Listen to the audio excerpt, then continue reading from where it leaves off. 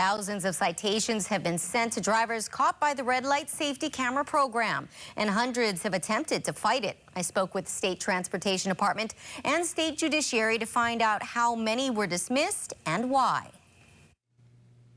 This is what can happen when you run a red light, and it's why the state implemented the Red Light Safety Cam program last fall, setting up 10 cameras at lights notorious for red light runners. Since then, more than 6,800 citations have been issued, and hundreds have tried to fight it. According to the state judiciary, 312 contested the citations, and 43 were dismissed. I'm told there are only a few reasons why the citations are dismissed in court. One of them, the person sold their car, but the title was still in their name. That was the scenario here, with these cars captured clearly running the red. The person who received the citation was able to show the court they sold the car and provide the necessary documents. So with the transfer title, if it takes a few days, then it has to get into the system.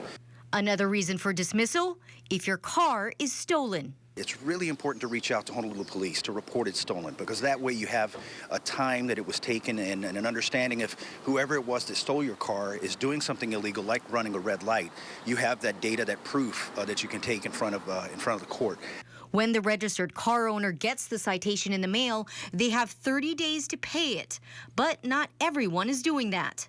According to the state judiciary, 3,767 of the citations have not been paid yet. So what happens then?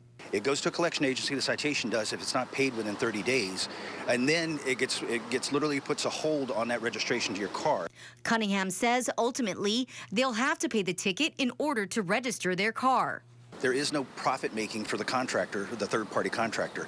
They're not able to, the more tickets they give out, the more money they make. It doesn't work that way. It just simply goes to fund the program. The good news is the Transportation Department says that the number of people running the red at hot spots like this light here at Vineyard Boulevard and Palama Street is going down. And when you look at those first three intersections, just since citations began, it's anywhere from 40% down to 46% down. Here you can see the decline in the number of citations issued per month since the cameras went up in October and November compared to the data collected in June.